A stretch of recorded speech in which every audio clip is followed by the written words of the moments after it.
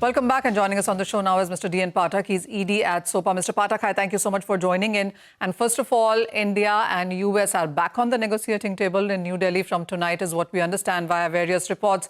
Soybean clearly has been one major factor that we are keeping an eye on. My first question to you is that, because as US farmers get ready to harvest those tens of millions and tons of soybean, with China not buying now, what is your sense on whether India would be under pressure on this again? India is under pressure, and it will be under pressure because 25 million tons of soybean, which China is not buying, is a huge quantity. Suddenly to find a new market in the world is a great job. I was recently in the USA, and I could see the farmers really, slightly worried about the outlet. Otherwise, the prices will crash. So there is, of course, will be a huge pressure on India to accept buying some soybeans and soybean meal from USA. I believe there is in the negotiations, yes. Let's talk about India then, and with the kind of crop that we're looking at and prices constantly below MSP, cheaper imports already coming into the country, what would it really mean for the Indian soya farmer? As I said earlier, I don't believe the government is going to, on the soybean at least, going to relent and allow import of GM soybean meal from, or even corn from USA. If at all this happens under pressure or whatever, I think then we will have to really, our farmers of soybean will be already in distress because of low prices. They will have to kiss goodbye to a kharif crop, which is 12 million hectares. And then we will be looking at an industry which is $6 to $8 billion investments, and several million people in the employment.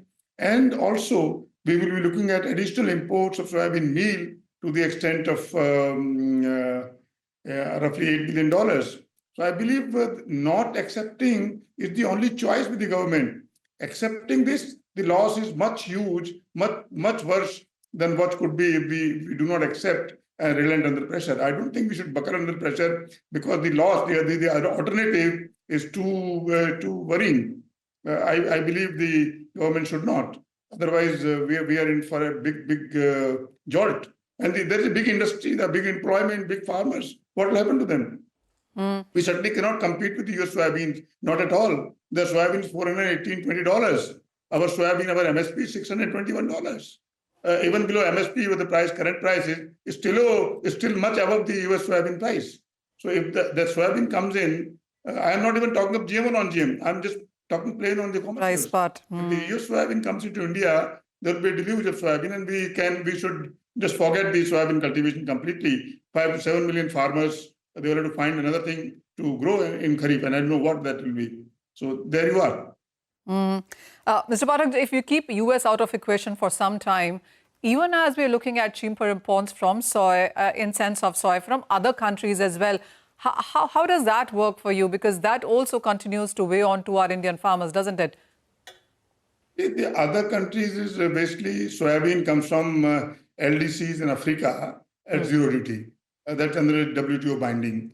And Africa does not have much of soybean to export. This year, the import has been 5,000 tons of all, 2,000 tons in fact. Last year it was 6 lakh tons. So African soybean comes at a price which is the Indian price. That is not the case with USA. US soybean will not come at the Indian price. It will come at the US price. So that's a huge difference. And the African soybean import is 2 lakh tons, 3 lakh tons. It's not much. And it comes only when they have some surplus. Otherwise not. So there is a big difference between the two scenarios. Okay, right, Mr. Pathak, thank you so much, for joining us this afternoon, as well as Manisha for taking us through this conversation as well. Today, we were talking about soybean, an important part over there as well in the world of commodities. On that note, we're going to step into a very short break. Don't go anywhere. After the break, we'll connect with the management of MediSS. Stay tuned in for that.